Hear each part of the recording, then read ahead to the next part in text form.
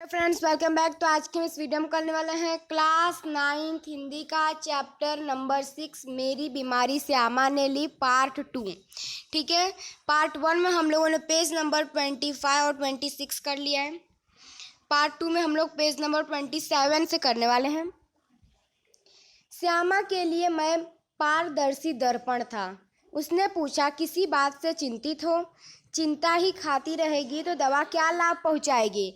यहाँ पे अगर आप लोगों ने पार्ट 1 देखा है तो इसकी आधी कहानी हो चुकी है। तो अगर आप लोगों ने नहीं देखा है तो प्लीज़ सबसे पहले आप वो देख लीजिए, जिससे आपको आगे के जो चैप्टर्स की जो कहानी है यहाँ पे जो आगे हुआ वो आपको पता चल जाएगा। तो यहाँ पे क्या हुआ था, यहाँ पे जो डॉक्टर के पास जो हरिवंश राय बच्चन जी गए थे, उनको बोला था कि कुछ दिन के लिए आपको आराम करना है चिंता मुक्त होकर। तो यहाँ पे श्यामा जो है वो अब हरिवंश राय बच्चन जी से पूछती है। श्यामा उनकी पत्नी का नाम है। श्यामा पूछती है कि किसी बात से चिंतित हो? अगर चिंता ही सब कुछ खाएगी तो दवा क्या लाभ पहुँचाएगी? तो फिर यहाँ पर हरिवंश राय बच्चन जी कहते हैं, टैक्स सोसाइटी के मुझ पर 400 कर्ज है, करीब 100 अन्य मित्रों के। तो उसने जो उत्तर दिया उससे मैं चौंक पड़ा और सहसा उठकर उसे घूर कर देखने लगा, जैसे श्यामा को एक बार फिर से पहचानने की ज़रूरत है। उसने कहा था, कर्ज तो मैं तुम्हारे मरने के बाद भी उतार दूंगी, तुम उसकी चिंता छोड़ो।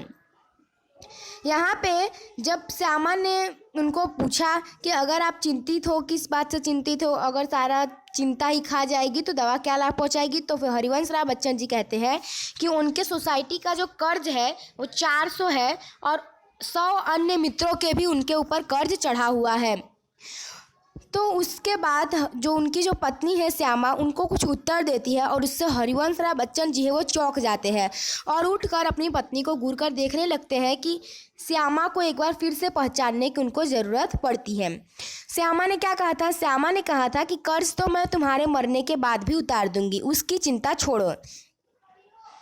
हरिवंश राय बच्चन जी सोचने लगे कि श्यामा ने वज्र ही अपने छाती पर रखकर यह वाक्य कहा होगा, मुझे चिंता मुक्त रखने को वह क्या नहीं कर सकती है। मरने के लिए जो मैंने अपने आप को छोड़ दिया था वह मुझे एकदम गलत लगा। मुझे अपने लिए नहीं तो श्यामा के लिए जीने का संघर्ष करना चाहिए। श्यामा के लिए मैंने जीवन में कुछ भी नहीं किया, कभी करने के योग्य भी नहीं रहा। अब यदि मैं ऐसे स्थिति में श्यामा को छोड़ जाऊं कि मेरे मरने के बाद उसे कर्ज उतारने की चिंता करे तो मुझसे जघन्य अपराधी कौन होगा? नहीं, मैं श्यामा के लिए चिंताएं नहीं छोड़ जाऊंगा, जीने का रास्ता खोजूंगा, जीकर अपनी चिंताएं समाप्त करूंगा। एक रात जैसे मेरे कानों में किसी ने कहा, एक रास्ता अब भी है। अब यहाँ पे हरिवंश राय बच्चन जी को ऐसा लगता था कि वो मर जाएंगे ऐसा, लेकिन बाद में उनको ऐसा एहसास हुआ कि नहीं, अगर वो मर जाएंगे तो उनकी पत्नी श्यामा जो है उनके ऊपर सारा कर्ज का जो चिंता है वो आ जाएगा, और अगर वो ऐसा कुछ आ गया तो उनकी जो पत्नी है श्यामा वो चिंता करने लगेगी। तो हरिवंश राय बच्चन जी ऐसा सोचते हैं कि अगर अभी तक मैंने श्यामा के लिए कुछ भी नहीं किया है और मैंने कभी श्यामा के लिए करने के योग्य भी नहीं रहा, अभी मैं अगर ऐसी स्थिति में श्यामा को छोड़कर चला जाऊंगा तो मेरे जैसा जघन्य अपराधी कोई नहीं होगा। 15 दिन के ही इलाज में अपना बटुआ खाली हो गया था, यानी कि अभी तक उन्होंने जितने भी इलाज किए थे उससे उनका पास थोड़ा भी पैसा नहीं बचा था। मैं कदापि नहीं चाहता कि पिताजी घर को हाथ लगाएं। अपनी वृद्धावस्था में शांति से बैठने को चाहे उनको भूखे नंगे ही बैठना पड़े। उन्होंने एक शरण स्थल बनाया था।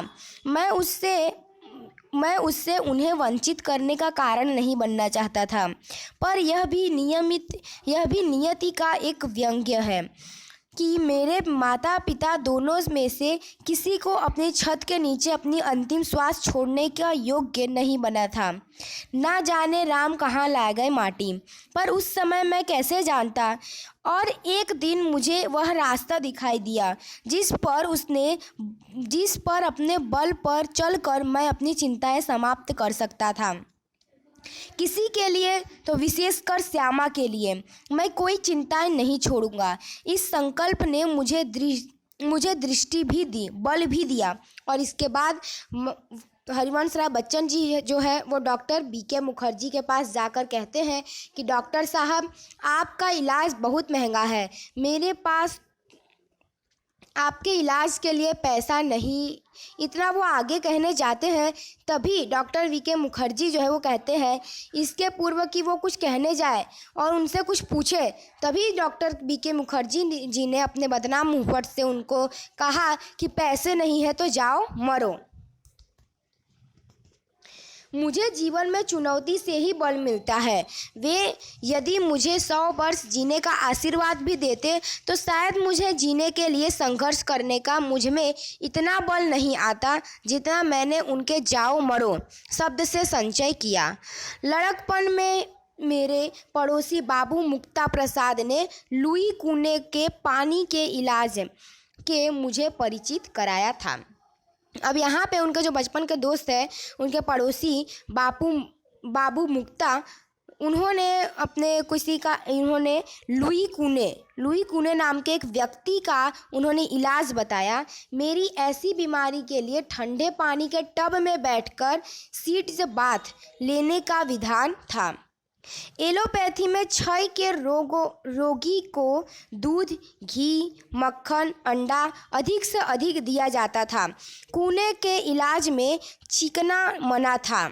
सिर्फ कच्ची सब्जियां, फल, भीगे चने, गेहूं आदि पर रहना था। न दवा पर कुछ खर्च, न खुराक पर कुछ खर्च। यही इलाज तो मेरे स्थिति के अनुकूल था और कामकाज साधारण किए जाना था।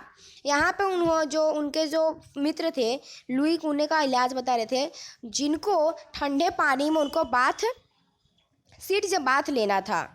और एलोपैथी के क्षय में उनको दूध, घी, मक्खन, अंडा ये सब अधिक से अधिक खाना था। कच्ची सब्जियां, फल, भीगे चने, गेहूं ये सब उनको खाने के लिए कहा गया था। और जो हरिवंश राय बच्चन जी है वो भी ऐसा ही खाना खाते थे और जैसा उन्होंने कहा था। मैंने बीके मुखर्जी का नुस्खा फाड़ डाला और कूने के अनुसार सीट से बाथ आरंभ किया। तदनुसार खुराक आदि रखी। स्कूल भी जाने लगा, केवल रात वाली ट्यूशन छोड़ दी। अब यहाँ पे हरिवंश राय बच्चन जी जो है वो स्वस्थ हो गए थे। वो धीरे धीरे अपना स्कूल भी वो जाने लगे और स्कूल से भी उनको तनख्वाह मिलने लगी। लेकिन बस उन्होंने सिर्फ रात का उनका जो ट्यूशन था वो उन्होंने बंद कर दिया।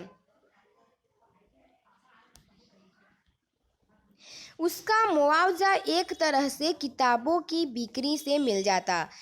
श्यामा ने मेरा विरोध न किया। श्यामा ने, उनकी जो पत्नी है, उन्होंने कभी भी हरिवंश राय बच्चन जी का विरोध नहीं किया था। जीवन भर जिस रास्ते पर भी हरिवंश राय बच्चन जी चले उस पर स्वस्थी पंथा कहकर वो भी पीछे पीछे चलने लगी। मेरी स्नान चिकित्सा के संबंध में भी वह प्रतिदिन अपनी सेवा सहयोग देती रही। अपने सबसे अधिक अपनी इच्छा बल से उसने मुझे अपने रास्ता पर न ठहरने दिया, न ही उसने पीछे फिर से मुझको आने दिया। राह पकड़ तू चल पा जाएगा मधुशाला।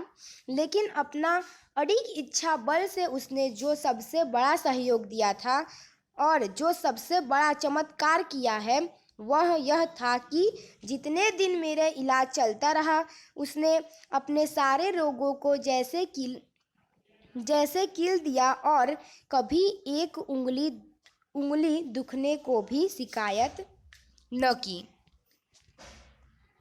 शायद उसके प्रति इस निश्चिंतता ने मुझे अपने रोग से लड़ने का जितना बल दिया था उसने उतना किसी चीज़ ने नहीं। इस आत्मनियंत्रण, आत्मनिग्रह, इच्छा बल हठयोगी की समझ ने नहीं आता उसे क्या नाम दूं। बड़ी महंगी कीमत उसे चुकानी पड़ी। अपने क्षय ज्वर से पूर्णता मुक्त हो जिस दिन मैं सामान्य भोजन किया उसी दिन 15 अप्रैल 1936 को ठीक उसी दिन वह चारपाई पर गिरी और फिर न उठी। 216 दिन बराबर रोग स्याही पर पड़े रहने के बाद 17 नवंबर 1936 को उसने अपना शरीर छोड़ दिया। यानी कि 17 नवंबर 1936 को श्यामा की मृत्यु हो गई। श्यामा के और अपने विवाहित जीवन के अंतिम 18 महीनों में मुझे और उसे दोनों को मौत के साथ संघर्ष करना पड़ा। मेरे संघर्ष में श्यामा ने अपनी इतनी आंतरिक मंगल कामना दी, इतना सहयोग दिया, इतना अपनी सेवा दी, इतना अपने को दिया, इतना अपनी ओर से मुझे चिंता विमुक्त रखा कि मैं उस संघर्ष में विजय हुआ और उसके संघर्ष में बहुत अपनी शुभकामनाएं दी, बहुत सहयोग दिया, बहुत सेवा दी, बहुत अपने को दिया और वह पराजित हो गए। संभवतः एक मोर्चे के कमजोरी से वह मेरे विषय में मृत्यु की अंतिम सांसों तक चिंता विमुक्त नहीं हो सकी।